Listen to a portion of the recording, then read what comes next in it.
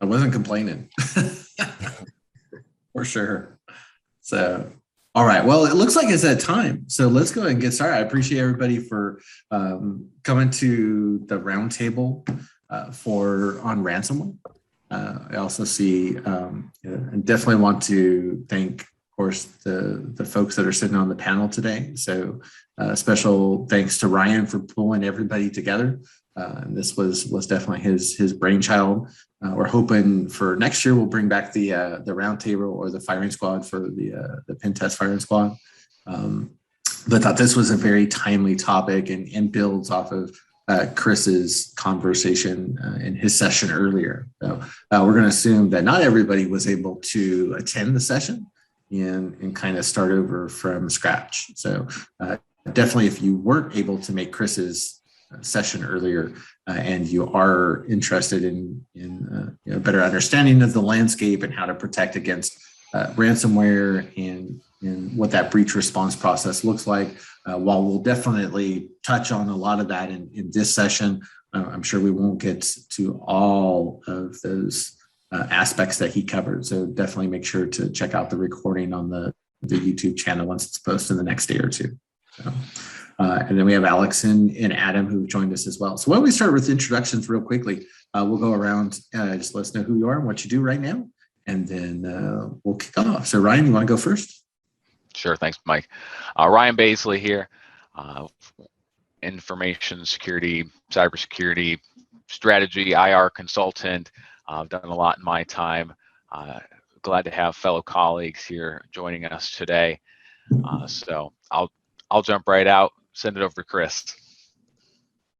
Yeah, thanks, Ryan. So I'm Chris Furtick. I'm Director of Incident Response and Security Engineering at Fortalice Solutions. My day-to-day role is to oversee our incident response practice. So I meet with folks in the middle of ransomware cases and malware outbreaks and things like that. Really happy to be here on the panel. Thanks, Chris. And Alex? Good afternoon, everyone. I'm Alek Koskey. I'm a shareholder with Baker Donaldson in our Atlanta office. I co-chair our firm's financial services, data privacy, and cybersecurity team, and then I'm also part of our incident response team and handled a numerous amount of data incidents across the country. So glad to be here. Great. Thanks for joining us. And Adam? I'm Adam Smith, located in Chicago. I'm claims counsel for Coalition. Joined that team in May. Previously was on the cyber team at CNA. And just responsibilities of coordinating response from a claims perspective. Happy to be here. Great, I appreciate that. Thanks for coming.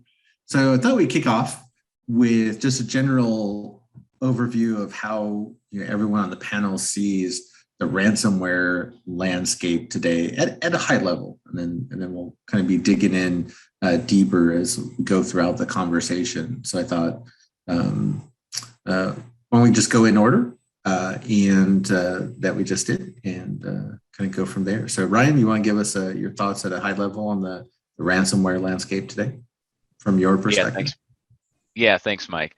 I mean, I think we can all see that, every other week, it feels like there's a new actor coming out to play. Colonial Pipeline back in May, June timeframe really picked up, I guess, the press of what was going on, and we saw a lot transpire after the whole Colonial Pipeline incident, DarkSide being taken down. We've seen a lot of new threat actor groups that have kind of splintered off.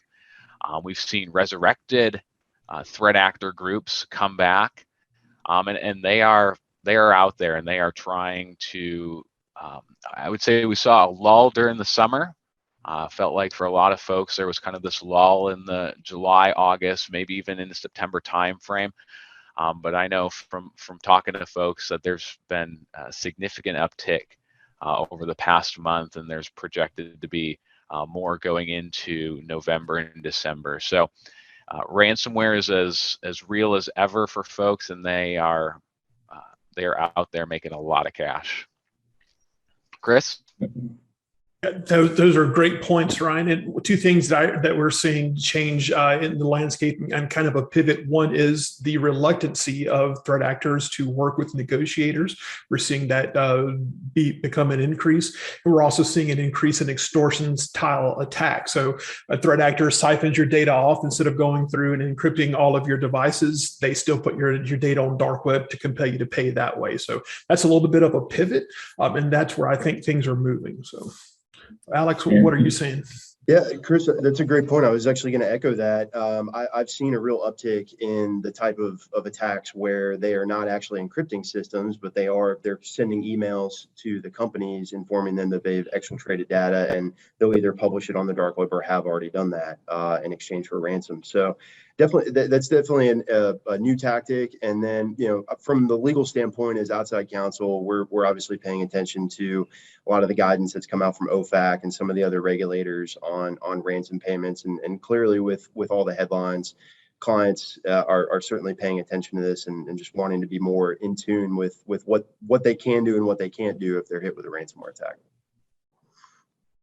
Yeah, that transition really from, the more typical encrypting your data to kind of holding your data ransom is definitely the trend that we've been seeing. And that's kind of difficult from a claims perspective because you're looking at coverage from, obviously when the insured is completely down and their system is encrypted, yeah, we need to pay to make that. But if they have their data held ransom, that's okay. We need to figure out how valuable that is. Is that going to affect day to day?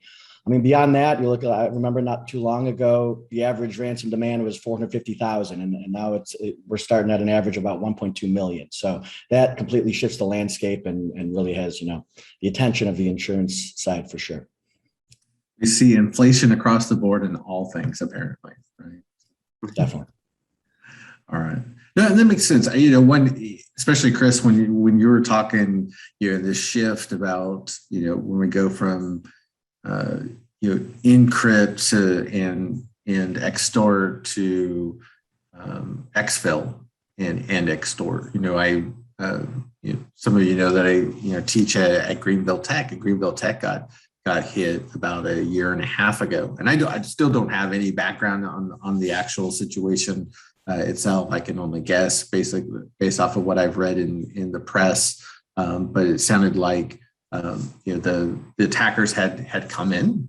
They probably sat on the network for quite some time. I suspect probably through a VPN device that wasn't protected by multi-factor authentication. And they took their time, found all the sensitive data, the crown jewels, exfiltrated everything, and then came back and deployed ransomware, right? So I think the school had thought it looked like a traditional ransomware infection. And so once they cleaned that up, they thought all was said and done and was like, hey, look at us. We stopped the big bad hackers, and then announced to the world what had happened. And the attackers came back and said, oh, well, no, we just didn't deploy ransomware in your environment. We stole all of your information. We took terabytes of data. In fact, here's the W-2 for the school president, and here's the W-2 for your CFO, and have that conversation again. So obviously not a conversation anybody wants to have, but in the different cases that you guys work, what percentage of those cases are more traditional ransomware, where it's just deploying malware to encrypt files or systems, versus now where we've seen that shift to not only encrypting systems, but exfiltrating data and blackmailing to the targets. You may want to take that one. What about you, Chris? Yeah, I'll go first. So it's rare for us to see a case where they're not exfiltrating data, right? It's rare for us to see someone come in and just encrypt the environment and hope you pay. Like, they have this other aspect to compel you to pay, and that's what they do. So I would say over the last 6 months, I can't think of one where we worked that they didn't exfil data. So and most of that's going to dark web as well, right? I would say at least 80%, once they get data out, it's on the dark web. They're not just emailing you and telling you that we've got your data. They're putting it out for the whole world to see. Right. Yeah. What about you, Alex? Yeah, I would agree with that. I'd say 12 to 18 months ago, there might be a 50-50 split as to whether there was exfiltration or not in addition to encryption. But now I would say it's 4 out of 5 cases that I have where there's definitely signs of exfiltration. And then to Chris's point, the overwhelming majority of those end up having data that's published on the dark web. Ryan, It's really simple. I say it's the simple fact that they know that sometimes, a victim will have backups and be able to restore from that, but that's not a factor. If they just have your data, they know that they are going to get paid for that. So, I mean, it's kind of an obvious next step or evolution of these attacks that they would, be focusing more on the exfil. Yeah, definitely. There's always that. Where's the next evolution coming from? I know I was reading yesterday about a group going through, once they're in the environment, they're scanning for vulnerabilities on systems. They're talking about finding vulnerabilities in unpatched VMware servers, and then launching a Python script to shut down all of your VMs. And then they go back and they encrypt all of your VMs. So now not only are you losing files, but you're losing those entire systems in the blink of an eye. So, what about you, Ryan? I would think so. Two things I think. So we've obviously, and kind of what Chris mentioned, is threat actors really kind of being, I see, more bold and audacious and saying that if you engage a negotiator, that they will just flat out publish your data. We got to remember we're dealing with criminals here, and I had a colleague who would always say whatever's coming out of their mouth is a lie. So they say they're not going to publish it. They may not publish it right away, but down the road, it's likely to get sold. So you obviously need to be monitoring, the dark web, paste bin, whatever it may be, after you go through an incident like that.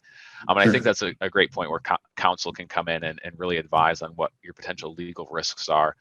Alex obviously can talk to that. And we had mentioned earlier about kind of data classification and data mapping and such. But I think the other point, Mike, you mentioned is obviously that encryption of whether it's VMDK files, really going after the backups as well.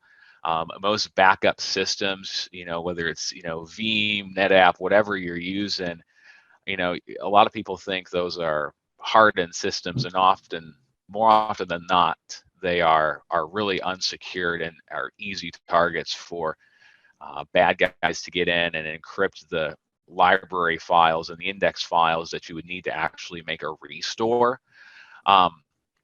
And once that happens, people think their golden ticket out of a problem is really, gone up in ashes.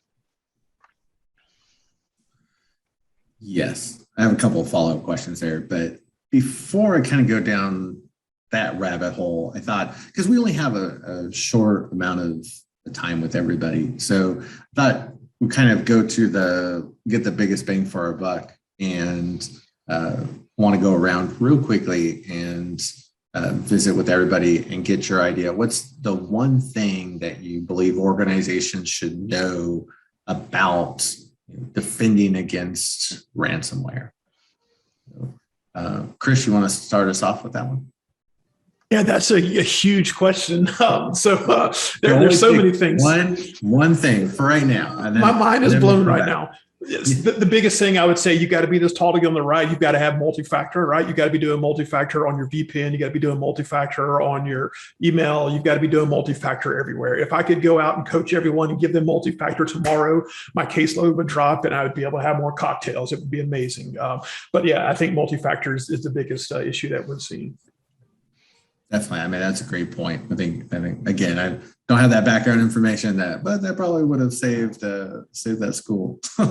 And I've definitely talked with others that have been organizations where attackers came through VPNs, and multi-factor would have saved them. So definitely, without a doubt, and other types of breaches, right? Not just ransomware. So great point.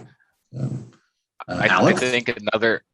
I think I'm going to piggyback on that. So if you got multi-factor down and in place, I'm going to say the next probably thing you're going to want to have in place is a solid EDR solution. We have one as a sponsor. They're probably one of my favorite. There's others out there. You obviously, as an organization, have to figure out what is best and most economical for you.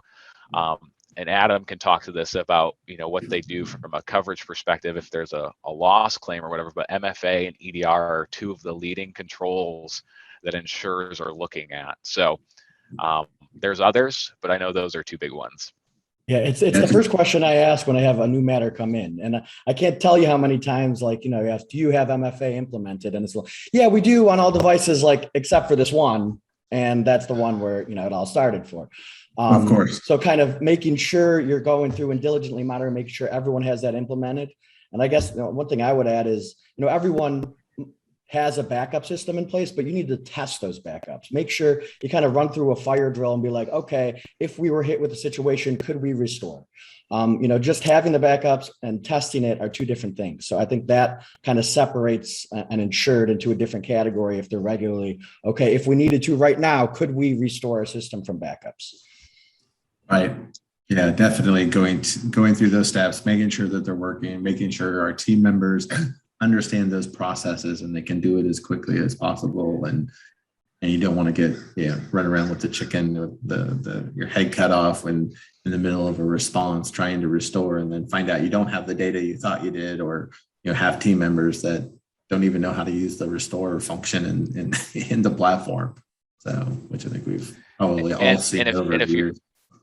And if you're not familiar with the 3-2-1 model for backups, 3 copies of your data, 2 mediums, and 1 offline, you really probably should familiarize yourself with that and making sure you fully understand your backup strategy.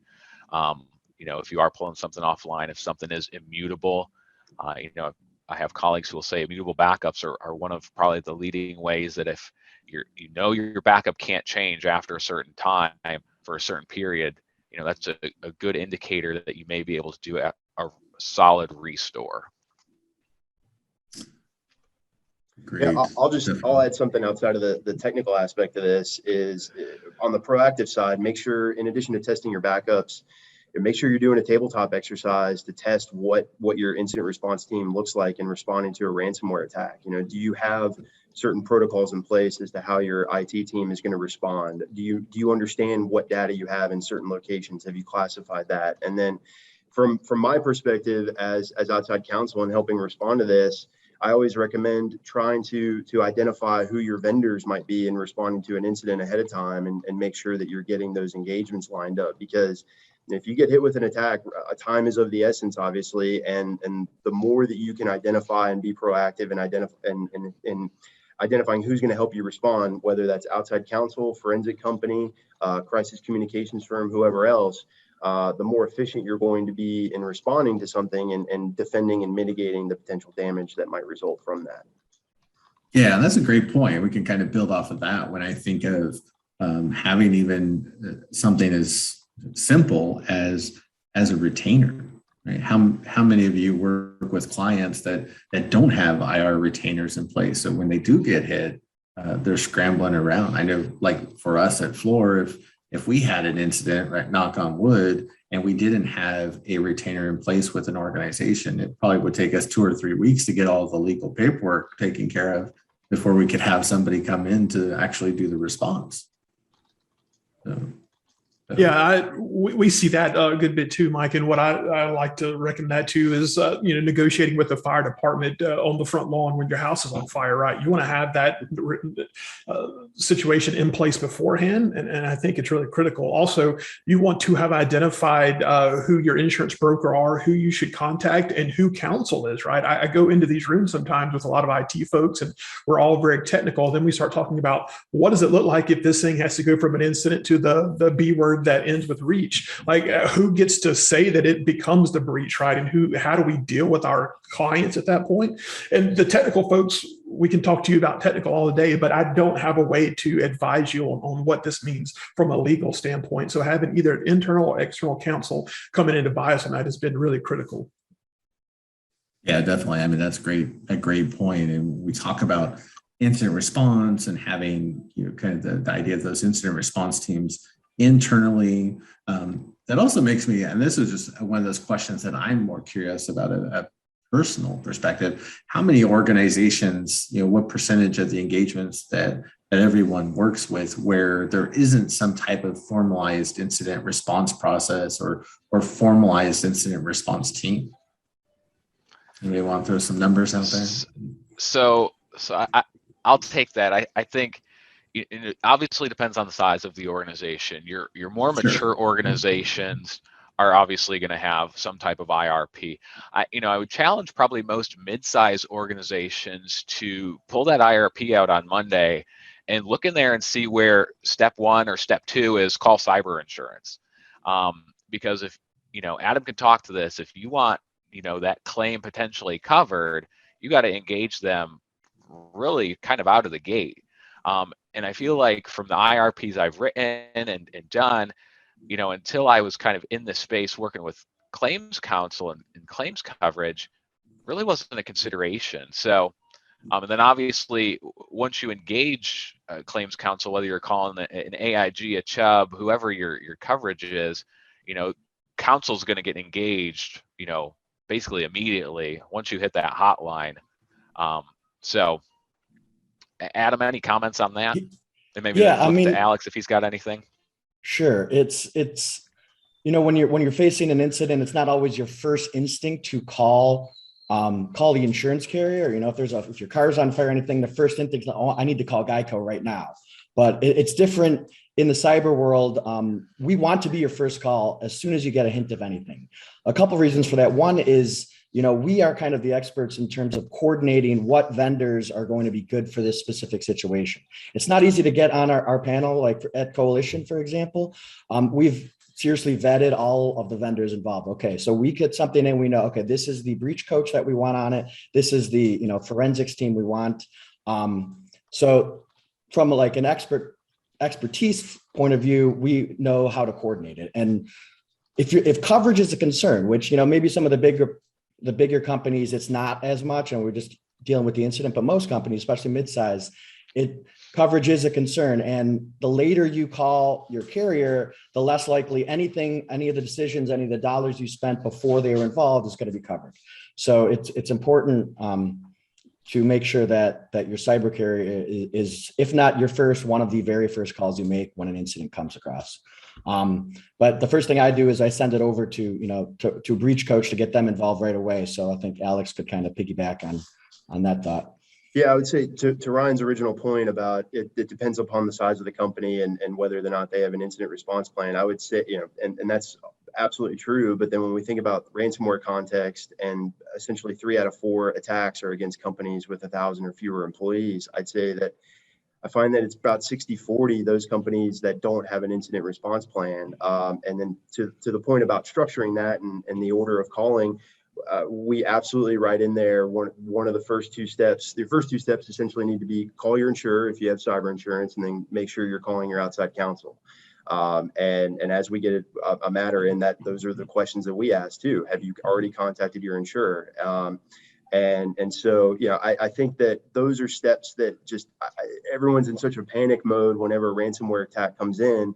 That's why it's so important to have that plan to outline those steps to kind of keep everybody on track. And the things that, when we talk to our clients about incident response planning, you don't necessarily need to follow every single step in order, because facts are different. It's all factually dependent. And so you might go out of order, but those are really the contacting of your insurance company and your outside counsel are really the 2 most critical steps that you have to follow. Definitely. So there's a couple of definitely follow-ups there as well, but kind of want to take a step back. I think, Chris, this is probably for you. I think you're the most qualified and kind of look at it from a technical perspective, and then come back and talk with everyone else from more, kind of the external perspective as well. But for those on the call, can you give everybody at a high level kind of walk through what a general IR engagement for a ransomware attack would look like?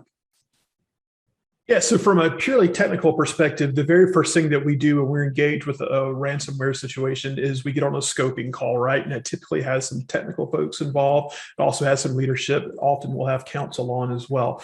And scoping call is just that. We want to understand your environment. We want to understand what's been impacted. Do we have an EDR in place? Kind of to Adam's point earlier. Do we have MFA? Have we tested our backups, right? Do we know that we can restore from them? So the scoping call is critical in helping us understand who the players are and how big the field is. After that, we typically work through a containment strategy, right? So that's typically how can we lock down the environment? How do we shut off external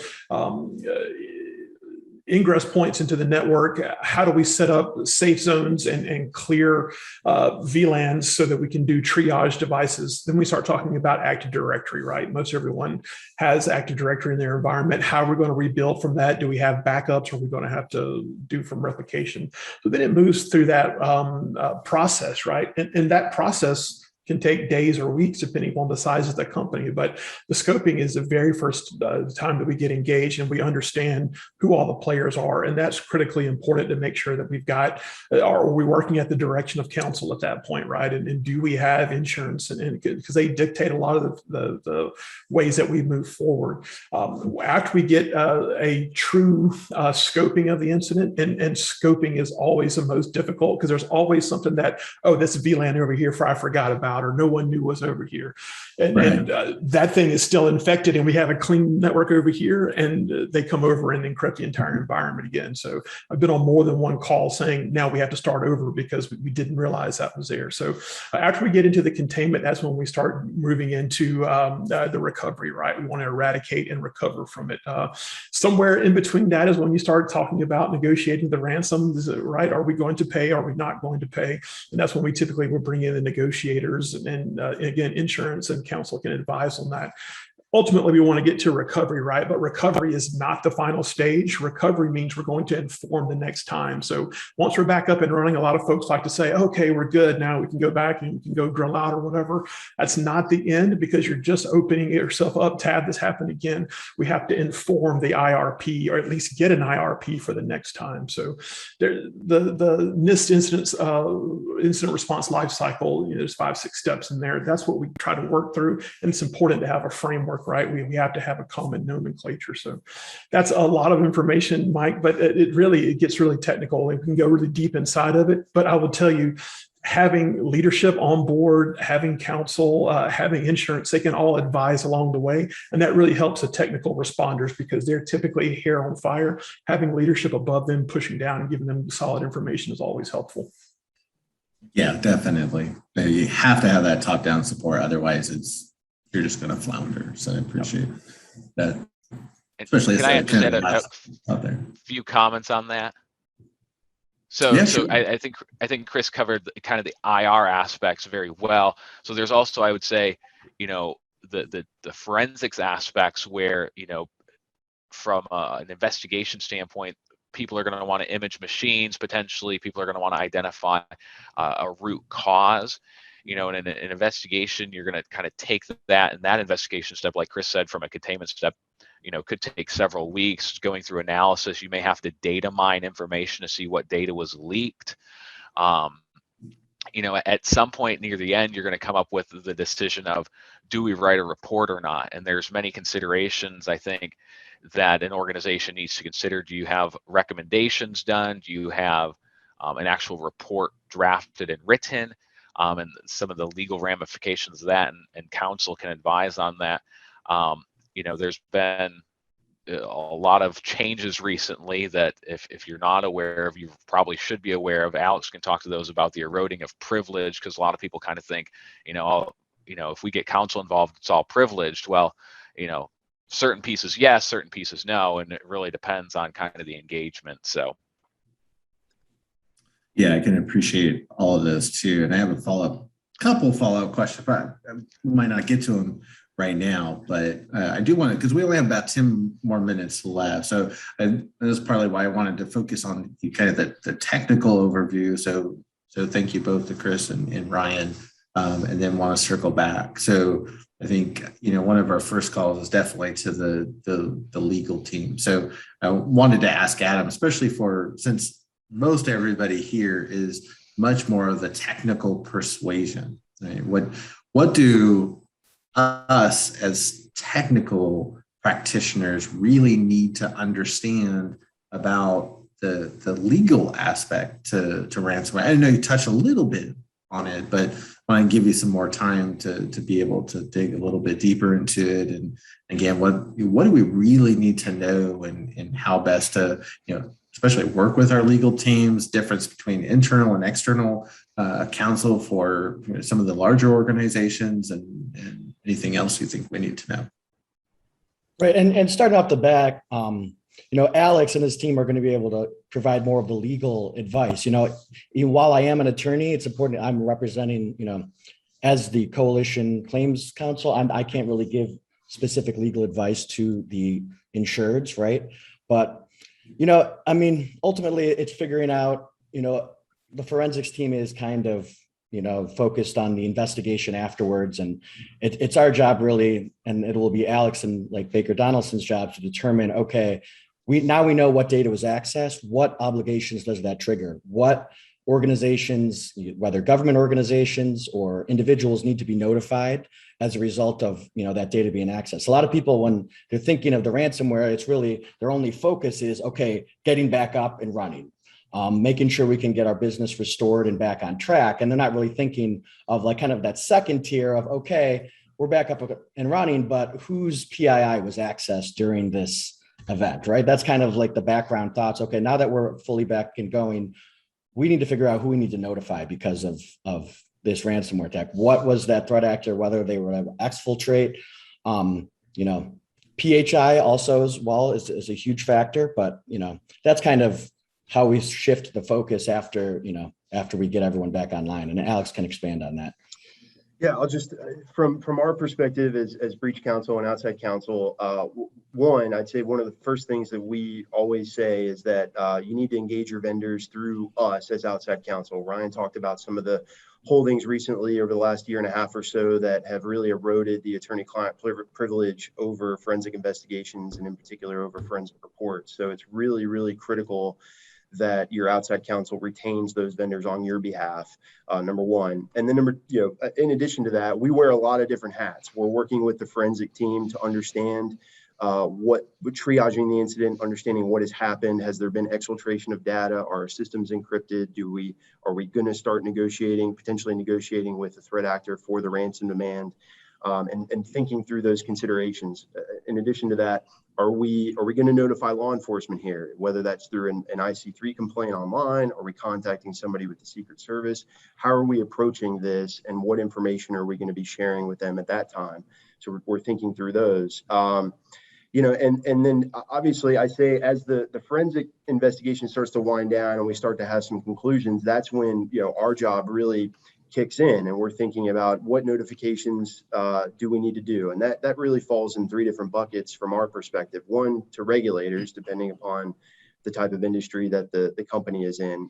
There are some really short deadlines for financial companies or things like that, depending on who they're regulated by, where you need to provide notice to them. So we're thinking through making sure that we're meeting those deadlines. Two, you may have contractual obligations to your business customers or somebody else where you need to report an incident to them. So we're thinking about who do we need to notify. And then lastly, the most important one would be the individual notifications. And that falls into the conclusions in the forensic investigation and things like that. But as we think about all that, the big role that we've also played too is in communications and working with either your internal comms team or through crisis communications and thinking through all the stakeholders that you may need to notify here, whether that's your employees, your customers, your business customers, your board, and thinking through what goes on paper and not just evaluating the legal risk that comes with that, but then the reputational risk.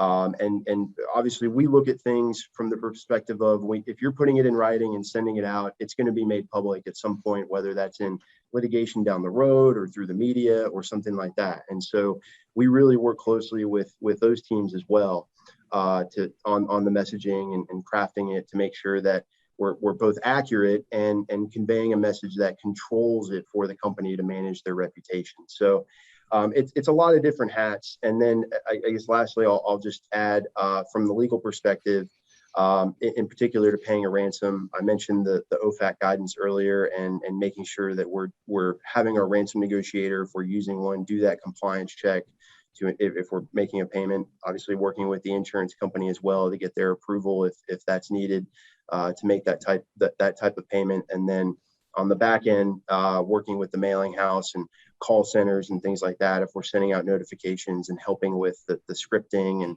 obviously the notification letters to make sure that they're all compliant with the state laws. No, all great points. Adding, I appreciate that. I wanted to add quickly, especially in light of the new OFAC advisory, last week, getting that IC3 filed and involving the FBI from the get-go is very important. It's something that, we're definitely emphasizing right now, even reaching out to our personal FBI contacts. It's crucial. And I'm glad Alex brought that up, because that's going to play a big role moving forward. I think a lot of organizations still are at that point where, I heard that I'm not allowed to pay a ransomware, or am I allowed to pay a ransomware, or, ransom, and I can sometimes, and I can, there's a lot of confusion still. And I think that's one that still kind of will continue to evolve over time. And I appreciate Alex talking about communication as well. I think that's a strong focus. I know for us at Floor, controlling, as you mentioned, controlling that narrative, and whether it's internally within our employees, and making sure, of course, that only those employees that need to know about an incident. Thankfully ours are very few and far between. But if we had something more significant happen, that we do control that narrative internally, and then, like you mentioned, with the reputational hit that can come and the risks that are there, we're very engaged, as part of our incident response program with public relations and investor relations to make sure we communicate that information in that controlled manner to the outside world. So appreciate those thoughts as well. So we only have a couple more minutes, so I thought we'd go around one more time and see what's one other thing that we didn't get to mention that you each feel that organizations need to be putting in place today to make sure that they're defending against ransomware, or at least they're prepared in the event that they become compromised. So we want to go back to the top of the order. So Ryan, you want to kick us off? Yeah, I'm trying to think of something here, and as cliche as it sounds, and I think it's kind of been emphasized, but think of it as a holistic program. It is really that idea, concept, model of defense in depth. Layered security, perimeter, endpoint, identity, whatever it is that your organization has, from identification, detection, all the way to response. You really need to have those conversations, tabletop exercise it out as an organization, and just be ready, because it really is, in my opinion, it's not a matter of if, it's going to be a matter of when. Definitely. And I would say for those tabletops, try to add a technical component as well where possible. So more purple team rather than just blue team, because then you can have a lot of great tabletop conversations, but if there's no hands-on component, it seems to me at least that a lot gets lost, at least for technical employees and team members. Yeah, Chris? Just one quick comment on the tabletop item. Sorry. If you're like, we can't afford a tabletop, or we can't come up with a script, CISA just came out with, I saw it on LinkedIn, CISA just came out with a variety of different templates and scripts that they've written out for you to use for those tabletop exercises, ransomware and others. Oh, that's awesome. And Google, I think SANS has some out there for any Gartner clients that are out there. I know they have some great templates. So yeah, definitely check out for those resources, but those are great. So thanks for mentioning that. Definitely. All right, Chris, any last thoughts? Yeah, just really quickly, it's hard to follow what Ryan says, right? Defense in depth is critical, but I would tell you the biggest thing that I think we can do is equip our users. So like security awareness training, 40% of ransomware starts with a business email compromise, right? So the gray matter that sits in front of the monitor and the keyboard can be a huge threat, or it could be a huge asset. We have to make them an asset, right? We have to make them an ally, and we have to make them our first line. Definitely. Most incidents, right, can be actually detected and reported by our users rather than all maybe the hundreds of thousands or millions of dollars we spend on security controls. And it just comes down to somebody having kind of that gut feeling that something's off. So Absolutely. Appreciate that. All right, Alex. Yeah, just to piggyback off those two things, I mean, we all know that human error is really the biggest risk. So that training piece is critical, but then the training that you're going to do with your team through tabletop exercises. And then the other thing I'll mention, I talked about communications earlier, understanding as you plan and defending against a potential attack, understanding the different groups of stakeholders that your organization may need to communicate with, because I feel like we get so focused on the individual side of things that we lose track of all the different groups that we may need to communicate with in responding to an incident or a potential threat. Great point. I was even thinking of it as a client perspective, and then how should I interact with my clients? I remember when the RSA breach happened, and we had our sales rep contacting us and letting us know what happened, or even with FireEye and Mania with SolarWinds. I remember when they contacted us to let us know, hey, we've been breached, before they realized how big it actually was. So I appreciate those thoughts. And then Adam? And quickly, I know we're out of time. From an insurance perspective, the market is clearly hardening as the carriers try to figure out, how do we, evaluate this risk. I mean, you're seeing a lot of co-insurance and sublimits and all that. And it's basically figure out how you can become the best insured. It's not a complex, formula. Echoing what these guys have all said, having that, robust response plan ready to go, closing up vulnerabilities, viable backups, closing RDP, and making sure, the first thing I was mentioned, it's so easy, make sure across the board you have MFA. So it's things like that, just kind of the idea of having a regular, making sure your organization is regularly thinking about how can we get better, how can we become the best and most secure version of ourselves, is what we look for. Got to be more secure today than we were yesterday. Yeah, for sure. Absolutely. I appreciate that.